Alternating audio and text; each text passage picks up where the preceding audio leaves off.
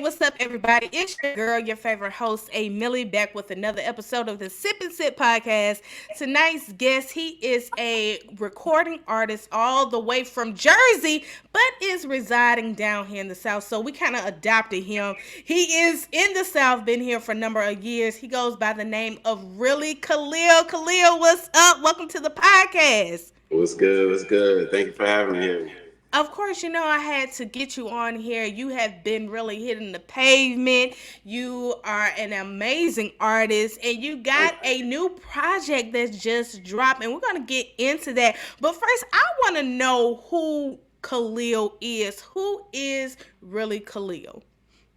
Um, well, I'm a dad, and Ah! that's recent, but it's become a big part of me. So, that's definitely first.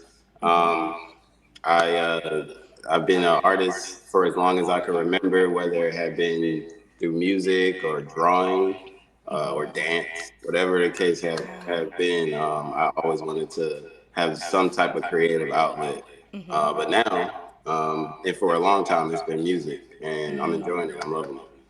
So you would say you are a creative arts kid when you just mentioned dance and rapping, being an artist. Can I ask you, are you a triple threat? Can you act as well? Because most artists, they kind of are like a triple threat with the dancing, with music, within their artistry. But can you act, Khalil?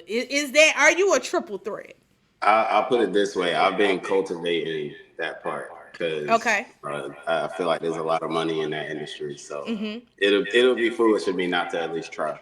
Yes, yes. So, with you growing up from Jersey, of all places, they always say that rap started up in New York, and I always kind of say, okay, New York, Jersey, it's all around the same. So, Yeah. how did you growing up in Jersey influence you to become an artist?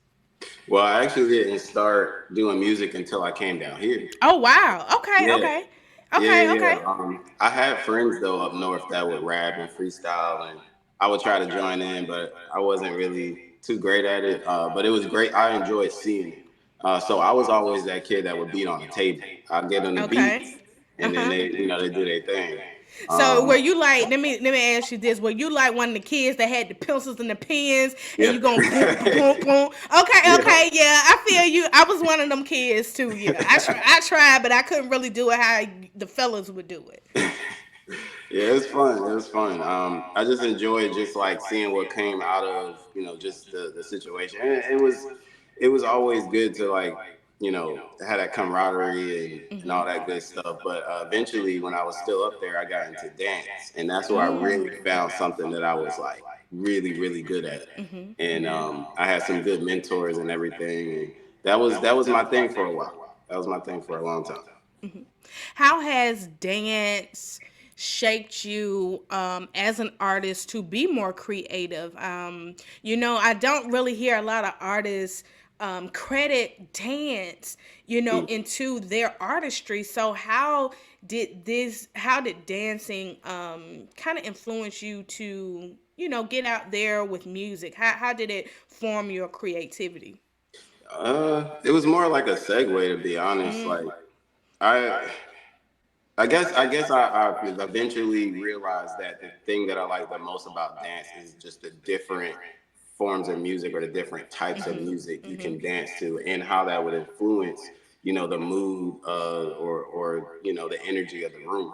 So I wanted to create that energy. I wanted to be able to be the one to shift that mood. And the first song I ever did, I made the beat and I wrote it and I made a little corny music video to it, and I felt accomplished. I felt like, yo, like I could do this. Um, I let a friend hear it, and he was like, "That's trash," and Oh, that was dang. literally Well, you did ask, so friends yeah. are gonna tell you the truth. Yeah. But that was literally the point. Like I'm the type of person that I don't like to fail. So him telling me that actually, I feel like projected me even further into what I want, what I'm doing now.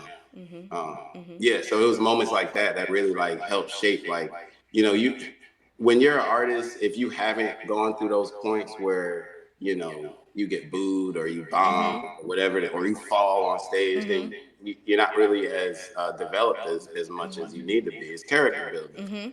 So I've been through that. I've done it. And I feel like it definitely helped shape me to what I'm doing now. Wow.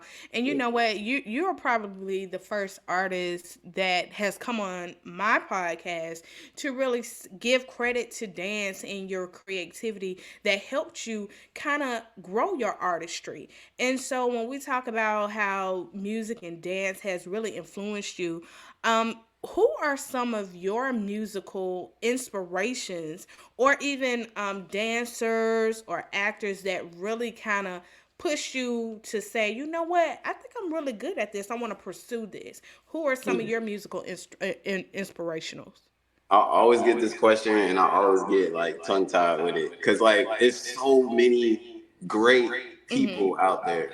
But personally, the ones that always come to mind, Kanye. I don't care what nobody say. That man been the Kanye greatest. is like one of my favorites. Yeah. Yeah, yeah, that man been the greatest. He always my number one on my list. But all the other ones on the list normally like change and fluctuate based on like not necessarily based on who's hot, but based on who I've come across.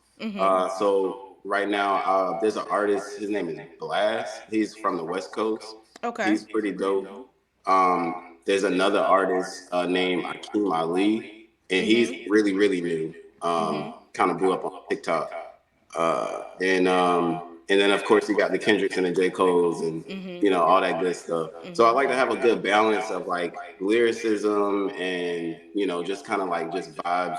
It's themselves to kind of get the person moving or get a person in a certain mood. And I hope I have that balance. That's what I've been working on getting more and more. Yeah. I like how you describe each artist, and I think each artist has like a different artistry. And I always go back to Kanye West. I think Kanye West is like a dope artist. I know people have their reservations about him, but overall Kanye has always been one of my favorite lyricists and producers. It's just the way that his music is just like it's different, it's forever changing.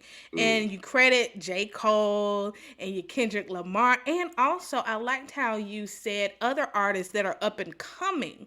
And mm. it leads me to my next question. When we get into your mainstream artists as well as your independent artists, what are some of the pros and cons that you have faced on your journey as an artist, with being an independent artist? Um, well, we can start with the cons. The biggest, I would feel like the biggest con is literally that word. Like, you don't have and I'm talking about like solely independent. You might have a team, but not necessarily, the manager, the A&R. Like, I'm talking independent. There's a lot of trial and error.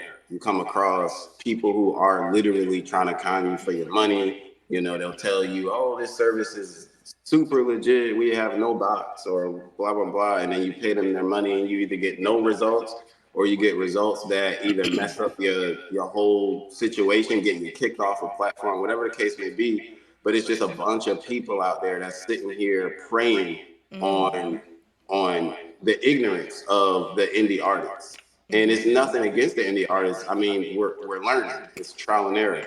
But a lot of people allow that to ultimately be the detriment of their career. So um, going through those different things, losing the money that I've lost, taking the risks that I've taken, I've started to come up with like a way that I go about things. For example, let's just talk about like services, right? You come across a new service, it either comes on your Instagram ad feed or you find it on Google, whatever the case, and it looks way too good to be true. What I do is I go on Google, I type the name of that service, then I type in reviews. I see who's talking about it, what they saying. Then I type the name of that service, I type in scam. I see who is calling it a scam. If it's enough people calling it a scam, I'm staying away from it. Then I'll type it in again and then I'll, try to see if I can find it on Reddit. stuff like that will help you navigate around those people who are just out here really trying to capitalize on ignorance, and it's messed up, but it's the truth. So I feel like that's one of the number one cons. I feel like that's one of the number one cons. As far as pros though, I mean, you always have your autonomy when it comes down to creativity. You have that freedom to be able to make whatever you want, but there's a thin line between just doing whatever you want and having that freedom and figuring out what works, and the other side, which is it just being a hobby. You're just doing it because it feels good and it's fun, and there's nothing wrong with that. But there has to be a certain point where a person is like, okay, if this is gonna make me some money, I need to try to, spin this to make people want to buy it. Khalil, how would you describe your genre of music that you make, that you love, that kind of is like, you know what, this is my baby, this is what I do? Um, yeah. So I would call myself a genre bending artist. I think my foundation is hip hop for sure, always will be. Before I branded myself as really Khalil, I was going by another name, and I was doing like shows all over the city. It was great. It was amazing. And what I focused on was like that, like super chopper flow, twister type, you know, it was more of the fact that I was able to get that many words out as opposed to what I was saying. You know what I'm saying? So that was what I always like would do, and that would be my, I guess, my gimmick. So I feel like that is always embedded in what I do, no matter if I am doing it that way or not. Hip hop has always kind of influenced my direction. I would say a lot of the songs that I truly enjoy though are ones I haven't even put out because I was able to experiment and play around with other genres. But just like what I was saying before, there's a fine line between you know you taking risks and chances and like are you just doing this for your own enjoyment, your own hobby. So yeah, yeah, hip hop for sure, for sure. Throw a little bit of pop in there, a little bit of R&B. Dabbling. I just like to dabble in with different genres that are hot, just to see if I could do it. But yeah, So, out of all genres, which Mhm. one is your favorite? To listen to or to create. Both. Okay. I would say my favorite to listen to.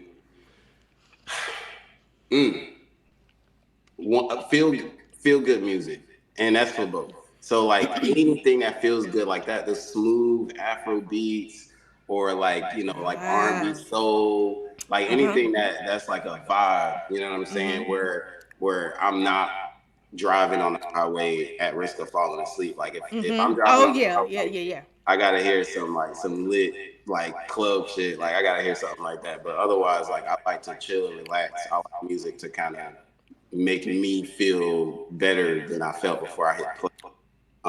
And that's what I try to create. I try to create feel good music. And if you had to create a feel good record, if you had to create a feel good record, who would you want to collab with and why? Um, oof. Can I get like a G mix? Can I get like three? Yeah, you can like anybody, Okay. anybody. I'm gonna have to pick. I'm gonna have to pick Blast, Scissor, and Black. That's what I'm picking. And if I get a bonus one who can rap, then I'm gonna throw J. Cole on that thing. Yeah. Oh, And the reason why is because I could put on any of their records and just chill and relax. I mean, it's one and of those. do you? You can do you. Yeah, yeah. So I want to talk about you as an artist. You just released your new single called Touchdown. How Mm. did you come up with that song and what was like your creative process? All right. Um. So the song itself, "Touchdown," it came out in a very opportune time. We in the middle of the playoffs and all that good stuff. But to be completely honest with you, that was the furthest thing from my mind. So I work for an aviation company, very popular one. I'm not gonna say who they are because I don't want them. coming at me. But I work for a very popular aviation company as an equipment maintenance tech. So I see planes all day, every day, private business planes all day, every day. So my whole thing, and I don't know. I think it's more of like speaking it into existence. Lift off, touchdown, and then I said I need cleats just because I felt like it worked. So like lift off, touchdown means I'm taking trips, like I'm going places. So I'm gonna need some cleats for all of this activity I'm doing. You know what I mean? That was really the main influence behind the song. But then like my manager was just like, "Hey, this is perfect. Football is happening. You got NFL, NCAA. Let's do it." Like when he said that, I was like, "Oh yeah, it is football season." Like I wasn't really even thinking It about that. kind of clicked. It Yeah, kind of just clicked with you. yeah. Now, as far as creating it though, so what I like to do is I like to put myself in a bubble. Like I said, I am a parent, I'm a dad, but like there is no way in hell that I could sit here and write a song with my kid running around, jumping all over me, him watching Miss Rachel and Miss Monica and Bino and Fino, like all of that stuff in the background. Like I like my silence. So what I do to put myself in that bubble is I'll take a trip. So I'll hop in a car and I'll just find either a random parking lot or a cut or something like that, somewhere I can feel safe, even though my head is always on a swivel. But like once I feel like I'm in that bubble, I just play the song on repeat and I just go to town. So like I start writing, and then when I get a good section and I feel like I got the melody and the flow right, I'll take a voice note of that section, put it in my note. Now I got the actual lyrics and I got a voice note right under it. Then I start working on the rest of it, and I work my way through the song until I have the full thing. And then I practice the whole thing over and over and over again. And if I can, in that point in time, I'll go ahead on and do a whole voice note of the entire song, and then I put that in a note. Now I have the lyrics and I have examples of what it sounds like, because when I wake up the next morning, I ain't gonna remember none of that. So Wow. yeah, No. so I make sure that I could bring myself back to that moment, that situation, and replicate it when it's time to get in the studio.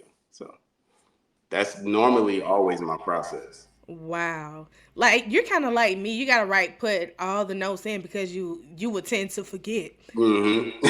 And I hate when I forget something fire. Oh my god, I hate that.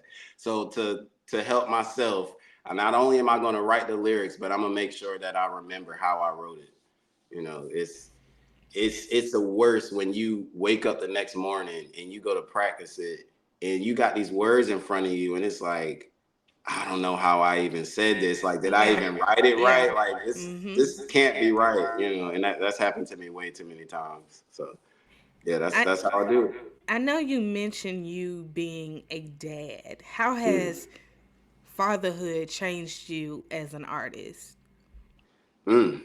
Well, um, I would say that it put myself into a more laser focused mode. Um, Before I was doing it for the child that I didn't know that I would have yet. I was like, if I'm gonna do this and I'm gonna be successful at it, I want to make sure that my children can benefit from it. So I can't be playing around. And then when he came, it made everything so much more real. So the only thing that has changed as an artist is it's helped me work on my patience. It's helped me uh, multitask better, scheduling, things of that nature. That's where it's helped me, like infrastructure and disciplines and stuff like that for myself. But otherwise, like as far as music, I do think it helped me tap into another level of creativity. I couldn't tell you exactly how, but it's just a feeling, you know. But more than the other stuff, it's helped me with like being able to focus a little bit better, or not a lot better, because that challenge of, and I'm not gonna call them a distraction because it's not a distraction, but that challenge of like, okay, I got to do this, and this for him, and I also still have to do this, and this week for not only the song creation process, but the promo and the videos I gotta make, and I'm shooting all my own, well, not all, I don't shoot all of them, but like I'm editing all my own videos. I'm posting all my own stuff. Like I'm doing a lot of the footwork. So You yeah. just released your new single.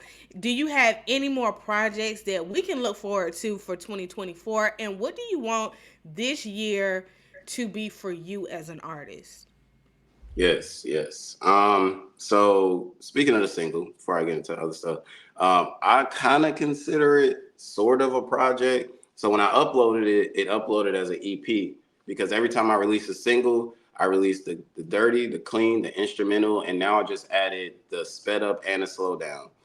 And I'm probably on the next one going to start doing the acapellas and whatever other versions I can come up with just to give a whole pack. Let's say a DJ comes across it, it won't be hard to find every version that they need. But as far as projects for the year, I'm probably just going to drop as many singles as I possibly can. And the reason why I say that is because I want people to focus on each track that I drop. So instead of dropping a project and some of the tracks kind of slipping through the cracks because, maybe people like one more than the other, I would be able to put a whole campaign behind each individual song. Um, Now, my personal goal for this year would be to start playing some shows again. Cause like I said, that's what was my thing before I rebranded. Like that was my thing. So I love being on stage. I love having the mic in my hand and just knowing that, it's up to me. One, one of the main things or one of my favorite things that I love to see is when I go to a show or when I used to go to a show and people, I didn't dress like a rapper. I don't know how I dress how I want, but I would just walk in and it'd be like, this guy, what is he about to do? What is he about to sing, rap? We don't know what he's gonna do. It's probably gonna be trash. And then I start and then jaws drop, right? And then people start pulling out their phones. I didn't ask them to pull out their phones. You know Mm-hmm. what I'm saying? Mm-hmm. That's that feeling that I enjoy that I miss. So I want to start playing shows again, and hopefully, we hit a few mil on some streams. That's the goal. Oh yeah. And Yeah. you will once you have that tenacity, you have that vision, you can do anything that you put your mind to. And I always ask people that come onto this platform, what is one thing or one quote that you live by daily that kind of continues to push you, continues to motivate you to go out and go after what you want and to be that artist? What is one quote that you live by each and every day? Well, in 2024, I came up with a new one for myself, and it's don't complain, just do it. And Mm. it might sound simple, but it's actually deeper than it sounds. So, for example, you're in your day, you're having a good day. Somebody cuts you off in traffic. Motherfucker, da da da da da da. You need to learn how to drive, motherfucker, da da da da da. You continue along your day. You go to work. Your boss tells you to do something that you don't want to do. I don't want to do this. Like not necessarily saying it out your mouth, but in your head. You I don't know if you have a business and you're looking to get a client, and the client is just like, hey, I can't really do it right now, but I want to work with you later. Dang, like I need more clients. Instead of complaining about what just happened, what you need to do is figure out how to make it happen. So if somebody cuts you off in traffic and they almost hit you, you need to pay attention to the road a little bit more to make sure nobody else is driving crazy out there and get to your destination. Just do it. Just get there. It don't matter. They're gonna keep driving how they're gonna drive, and they're probably no, no, no, no. I don't want to say that. God forbid, but they might get into an accident if they keep doing it. And so on and so forth for each example. You just got to find that workaround because there's always a workaround. There's 500 million ways to skin a cat. You know what I'm saying? There's always a way to do it different. Yeah. So just because it didn't work out the way exactly how you wanted it doesn't mean you still can't get to that goal without doing it a little bit different. So that's what I've been trying to live by starting. I would say starting in December of last year. I was like, look, if I'm gonna go into this new year, I need a new attitude on things, and I can't be complaining. So anytime I catch myself complaining, I go ahead on and tell myself, but you know what? I'm gonna just go ahead on and figure it out, or I'm gonna just do it, and that's what I've been doing. Self I accountability. I I love that. Don't complain. Just do it. Like I might have a cold. I'm not gonna complain. I'm just gonna do my podcast. Fact. So, Khalil, I just want to thank you so much for coming on to this platform. And please share all of your social media handles so we can support you. We can know what's coming up, more projects that will be dropping. And of course, using that slogan all year, don't complain, just do it. Can you just drop all of Yes. your social media handles for everybody so we can come and support you?